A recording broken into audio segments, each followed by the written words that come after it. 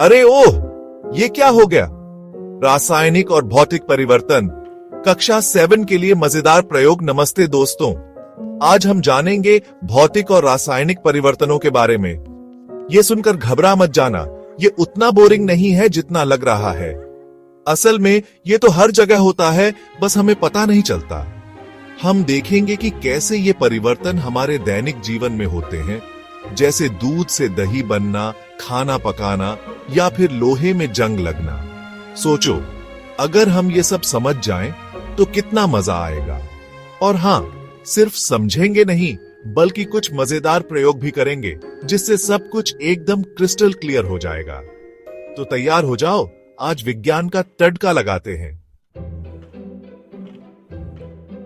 तो दोस्तों, सबसे पहले बात करते हैं भौतिक परिवर्तन की।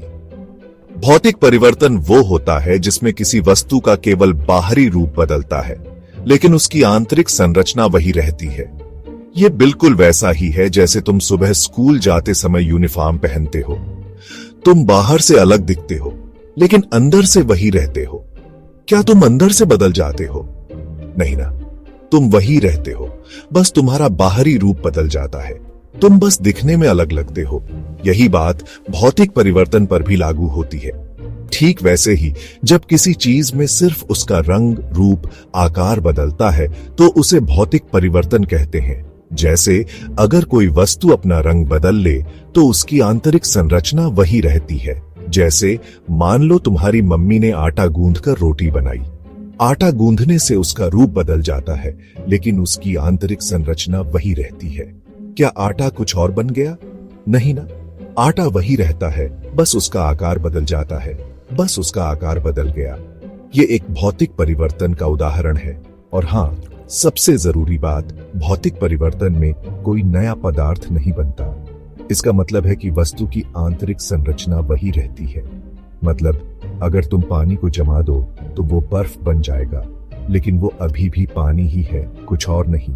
पानी का रूप बदल जाता है, लेकिन उसकी आंतरिक संरचना वही रहती है। और हां, एक और मजेदार बात, भौतिक परिवर्तन अक्सर रिवर्सिबल होते हैं। ज्यादातर भौतिक परिवर्तनों को वापस बदला जा सकता है। जैसे बर्फ को पिघलाकर पानी बनाया जा सकता है और पानी को फिर से जमाकर बर्फ बनाया जा सकता है।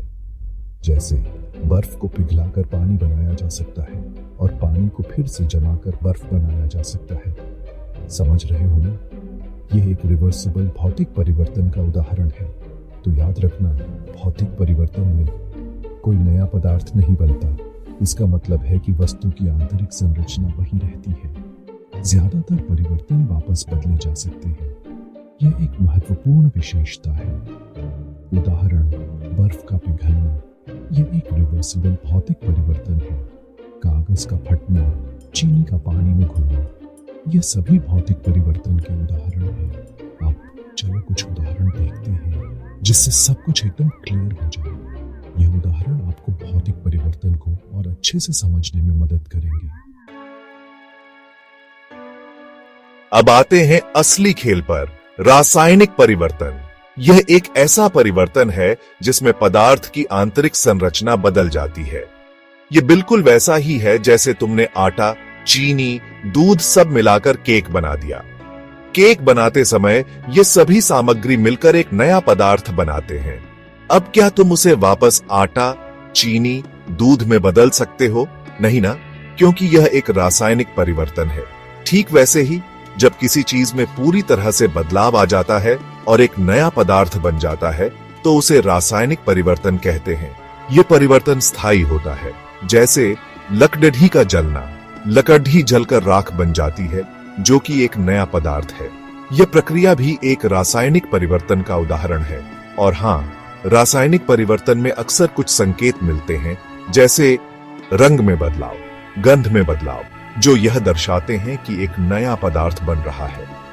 ऊष्मा का निकलना या अवशोषित होना, एस्टरिस्क गैस का निकलना, जो यह दर्शाता है कि रासायनिक प्रतिक्रिया हो रही है।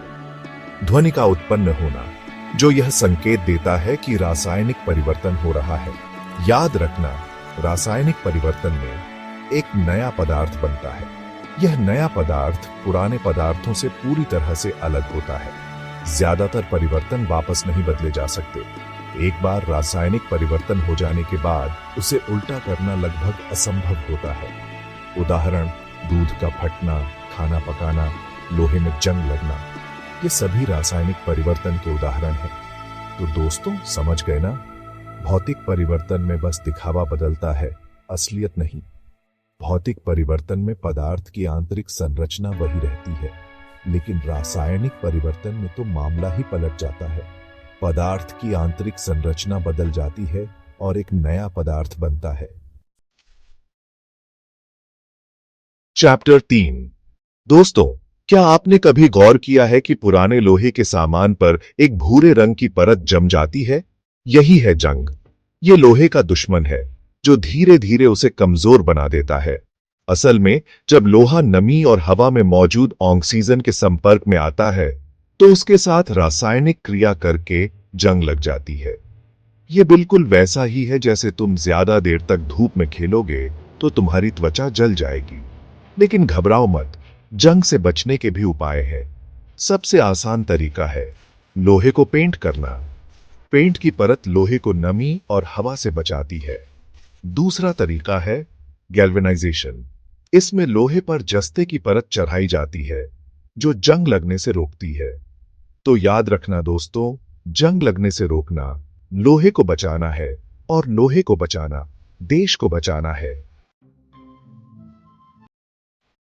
चैप्टर 4। दोस्तों, क्या आपने कभी गौर किया है कि समुद्र के पानी से नमक कैसे बनता है या फिर चीनी के दाने कैसे बनते हैं? यह सब क्रिस्टलीकरण का कमाल है। क्रिस्टलीकरण एक ऐसी प्रक्रिया है जिसमें किसी पदार्थ को उसके घोल से शुद्ध रूप में क्रिस्टल के रूप में प्राप्त किया जाता है। यह बिल्कुल वैसा ही है जैसे तुम गंदे पानी से साफ पानी निकालते हो, बस यहां पानी की जगह घोल होता है और गंदगी की जगह अशुद्धियां होती हैं। क्रिस्टलीकरण के लिए सबसे जरूरी है घोल को संतृप्त बनाना, मतलब घोल में इतना पदार्थ घोलना कि उससे ज्यादा घुल न सके। फिर घोल को धीरे धीरे ठंडा करने पर पदार्थ के कण आपस में जुड़कर क्रिस्टल बनाने लगते हैं।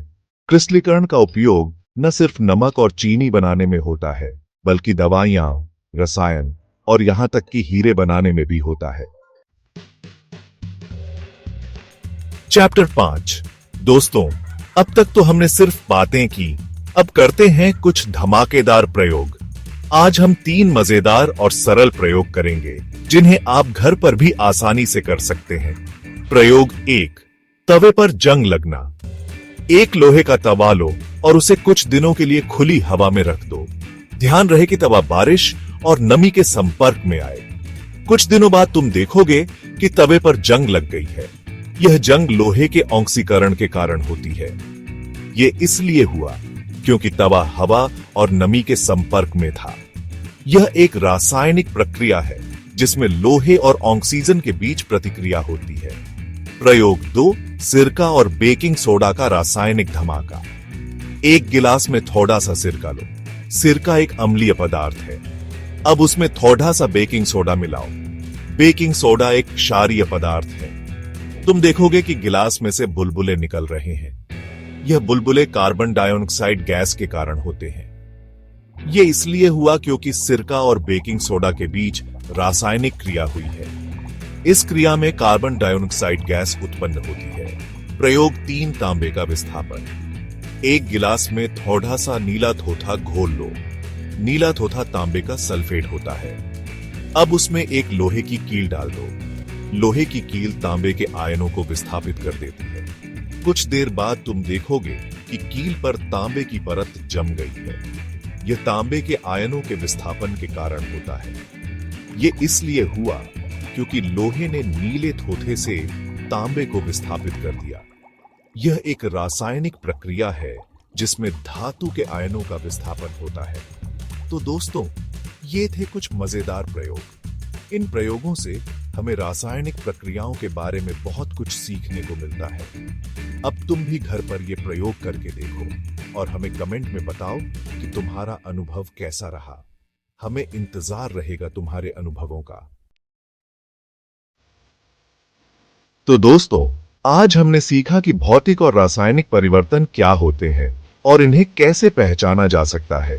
उम्मीद है कि अब तुम भी अपने आसपास होने वाले बदलावों को समझ सकोगे और बता सकोगे कि वो भौतिक हैं या रासायनिक। अगर आपको यह वीडियो पसंद आया हो तो लाइक और सब्सक्राइब करना ना भूलें। और हाँ, अपने दोस्तों के साथ भी शेयर करो ताकि उन्हें भी थोड़ा ज्ञान मिल सके। अगली बार फिर मिलेंगे कुछ नए और मजेदार टॉपिक के साथ। तब तक के लिए बाय बाय।